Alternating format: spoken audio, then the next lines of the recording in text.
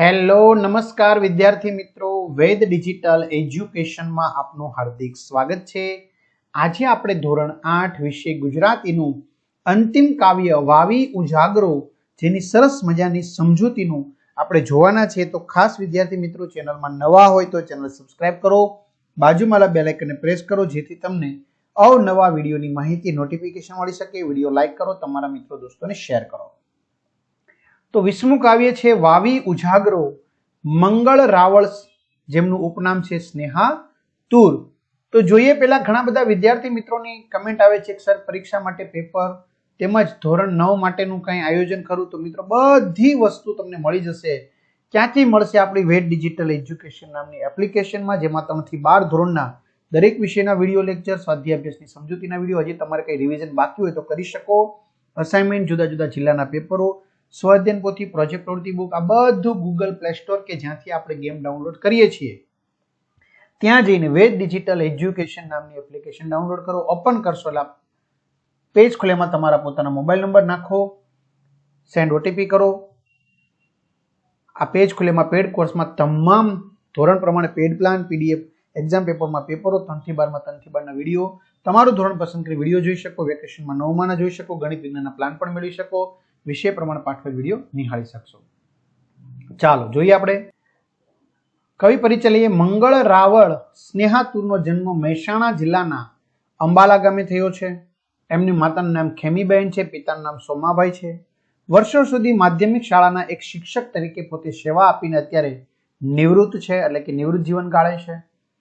તૂટેલો આકાર, એક દર્પણ પારદર્શક, તરસ્યો વળાંક જેવા એમના જાણીતા કાવ્ય સંગ્રહો છે।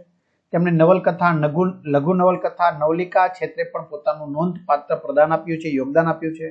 ગુજરાત સાહિત્ય અકાદમી તરફથી એને પારિતોષિક પણ પ્રાપ્ત થયું છે। આ ગીતમાં શું છે? તો ઉજાગર, વાવી ઉજાગરો, આપણે ઉજાગરાને વાવવાનો છે, આપણી મહેનતને વાવવાની છે, પછી આપણે સારું ફળ મળવાનું છે। એમ આ ગીતમાં કવિએ જુદા જુદા પ્રતીકો દ્વારા આપણા જીવનનો મહિમા કર્યો છે। ઉજાગર વાવો કે પછી માળો બાંધો જેવા પ્રતીકોની ધારી અસર અહીંયા થાય છે। ખેડૂતના જીવનમાં આપણે ખબર છે વરસાદનું મહત્વ છે, જો વરસાદ ન હોય તો કાળ પડે, એ સૌ કોઈ જાણે છે। તો આ ગીત વર્ષાની પ્રતીક્ષાનું, વર્ષા ક્યારે આવશે એનું પણ ગીત બની રહ્યું છે। સાથે સાથે કેટલાક તળપદી ભાષાના લોકબોલીના શબ્દો પણ ગીતને નરવી અને સરસ મજાની ગરવી સુગંધ આપે છે। શું કે છે? અંધારી સાંજનો, સાંજ એટલે વિદ્યાર્થી મિત્રો સંધ્યાનો સમય, વાવી ઉજાગરો, 12 ગાંવ, બરાબર, એટલે 12 ગાંવ એટલે પહેલાના સમય માપવામાં આવતું અંતર હતું, ગાંવ એટલે લગભગ અંદાજિત 2.5 કિલોમીટર જેવું થાય। મેં બાંધ્યો છે માળો, ફૂલોમાં શણગારી મખમલિયા, મખમલિયા એટલે કે હળવા સુગંધિત, વાયરે એટલે કે પવને, હળવા સુગંધિત પવને। 13 ગાંવનો રાખ્યો છે ગાળો। કેટલો ગાળો રાખ્યો છે? વચ્ચે અંતર કેટલું રાખ્યું છે? ગાળો એટલે અંતર, 13 ગાંવનો, એટલે કે છે કે અંધારી સાંજે પણ હું આશાનો દીપક પ્રગટાવું છું। અંધારી સાંજનો વાવી ઉજાગરો, આશાનો દીપક પ્રગટાવું છું। જીવનમાં કેટલીક વાર મને પડકારોનો સામનો કરવો પડ્યો છે, છતાં હું હંમેશા નવા સપનાનો માળો બાંધતો રહું છું। 12 ગાંવ મેં બાંધ્યો છે માળો, નવી આશાઓનો, નવી ઉમ્મીદનો મેં માળો બાંધતો રહું છું। માળો બાંધવો એટલે વિદ્યાર્થી મિત્રો અહીંયા માનવનો શ્રમ, હું મહેનત કરતો રહું છું, નવું સર્જન કરતો રહું છું, એના અર્થમાં કીધું છે। હું નવું કરતો રહું છું, કારણ કે માળો બાંધવું એટલે નવીન વસ્તુ થઈ। સમયાંતરે ફૂલોના સુંદર રંગો, ફૂલોમાં શણગારી, ફૂલોના સુંદર રંગો, મખમલિયા વાયરે એટલે કે મખમલી વાયરો, હળવા સુગંધિત પવને, જીવનમાં 13 ગાંવનો રાખ્યો છે ગાળો, એટલે કે નાની નાની ખુશીઓ અને આનંદની ક્ષણોની અનુભૂતિ કરાવે છે। બરાબર, તમે મહેનત કરો વિદ્યાર્થી મિત્રો, એટલે અમુક સમયે તમને એનું ફળ મળે, એટલે તમને એનો આનંદ થાય। આંગણામાં ગેલતી હળવી સુગંધ જોઈ, ગેલતી એટલે લાડપૂર્વક રમતી દીકરી હોય, બરાબર, એ આંગણામાં લાડપૂર્વક રમતી હોય, એવી રીતે આંગણામાં ગેલતી હળવી સુગંધ જોઈ, પાધર, પાધર એટલે ગામનું પાદર એવું કહી શકાય, ખુલ્લું મેદાન, થઈ મંજરીને એટલે મોર,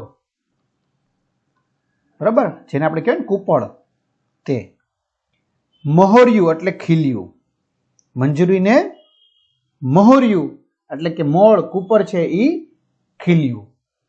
લાખ શબ્દોમાં, કેટલા શબ્દોમાં? લાખ શબ્દોમાં, શ્વાસોમાં રંગ ભરી, શ્વાસની અંદર આ રંગ ભરી લેવાના છે. ગામ આખું ગામ, આખું પાદર, આખું ગામ. ફાગણ શું ફોર્યું, ફાગણ મહિનામાં જેમ ફોરમ આવે, સુરવાસ આવે, રેલાય આવે છે ને, ફાગણ ફોરમ સો આવ્યો, બરાબર, એવી રીતે ફેલાય છે. ફોર્યું, ફેલાયું. તો મારા જીવનમાં આંગણામાં આશાના કિરણ ખીલેલા છે. જે રીતે ફૂલની કળી ખીલી ઉઠે એ રીતે હળવા સુગંધિત પવન સાથે મન શાંતિથી મહોરી રહ્યું છે, ખીલી ઉઠ્યું છે.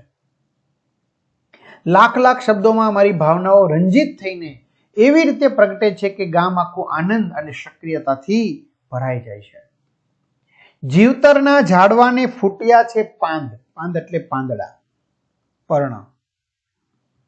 ફૂટી છે લીલુડી ડાળીઓ, લીલી ડાળીઓ ફૂટી છે નવી. અંધારી સાંજનો વાવી ઉજાગરો, બાર ગાઉં મેં બાંધ્યો છે માળો. હું કે છે મારા જીવનના ઝાડવામાં, વૃક્ષમાં નવા પાંદડાઓ, નવી કુપળો ફૂટી છે, તેમજ નવી લીલીછમ ડાળીઓ ફૂટી છે.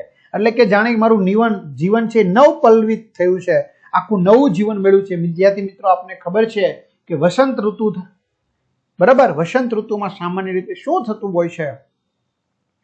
તો આપણે ફાગણ મહિનામાં વસંત ઋતુ હોય તો નવા પાન, નવા ફૂલ ખીલતા હોય છે. એટલે કે જીવન આખું જાણે નવું મળ્યું છે, કારણ કે પહેલા પાનખર હોય, પાનખરમાં બધું ખરી ગયું હોય, હવે એને નવું જીવન મળ્યું છે. એવી રીતે અંધારી સાંજે પણ હું આશાનો દીપક પ્રગટાવું છું, હંમેશા નવા સપનાનો માળો બાંધતો રહું છું. દરિયામાં છલકાયા છે નવરંગી ગાન, નવરંગી એટલે કે નવ રંગનું, ગાન એટલે ગીત. દરિયામાં છલકાયા છે નવ રંગનું ગીત, અને વાવણીએ, ખેડૂત જ્યારે વાવણી વાવે ત્યારે વાવણી હોય ને, એમાં દાણા નાખે, ઢોળિયો વરસાદ, વાવણી એમાં વરસાદ ભગવાને ઢોળ્યો હોય એવું થાય. પગલામાં પ્રગટેલું અલબેલું તાન, અલબેલું એટલે ફાંકડો, તાન એટલે કે ધૂન, લગની મસ્તી. પછી લાગણીએ પ્રેમથી વહેંચ્યો કંસાર, કંસાર એટલે આપણે શુભ પ્રસંગમાં જે ઘઉંના લોટની એક મીઠી વાનગી બનાવે ને, લાડો લાડી જમે રે કંસાર, લગ્નમાં સાંભળ્યું છે કંસાર, બસ એ. જીવનરૂપી સમુદ્રમાં, આ જીવનરૂપી જે સમુદ્ર છે, દરિયો છે, એમાં છલકાયા છે નવરંગી ગાન.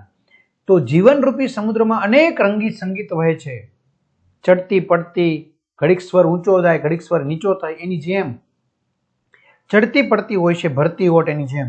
ને ભાવનાઓ વાવણીના વરસાદની જેમ વહે છે. મારા પગલાઓમાં ઉમંગ ભર્યું સંગીત ગુંજે છે, પગલામાં પ્રગટેલું અલબેલું તાન ગુંજે છે, કોમળતાની લાગણીઓ ગૂંથીને મધુર કાવ્ય રૂપ કંસાર બની વહેંચાય છે. વરસે છે વાયરો ને ધોધમાર ચોમાસું, ખાલીખમ સરોવર એટલે કે સરોવર, તળાવ માં વાળો. અંધારી સાંજનો વાવી ઉજાગરો, બાર ગાઉં મેં બાંધ્યો છે માળો. શું કે છે? ક્યારેક જીવનમાં આવી પડેલી મુશ્કેલીઓ ધોધમાર વરસાદ સમી હોય છે, તો એ વરસાદના પાણીને જવા નથી દેવાનું. ખાલીખમ જે સરોવર છે એમાં એ પાણીને વાળવાનું છે, એટલે સરોવર ભરાઈ જાય. એમ કે છે કે છતાં મારા અંતર મનમાં સરોવરમાં જે ખાલીપો છે એના હૂંફને હું આશરો આપું છું, એટલે એ પાણી બાજુ વાળું છું. મારું જીવન ભલે મુશ્કેલીઓથી ભરેલું હોય, છતાં હું સતત આશાની કેડીએ માળો બાંધતો રહું છું. તો આ રીતે વિદ્યાર્થી મિત્રો સરસ મજાની સમજૂતી જોઈ. તમને આ વિડીયો કેવો લાગ્યો ચોક્કસથી કમેન્ટ કરજો, અને બધાને પરીક્ષામાં સારા માર્ક્સ પ્રાપ્ત થાય એ માટે શુભકામનાઓ. All the best. અસ્તુ. જય હિન્દ, જય ભારત.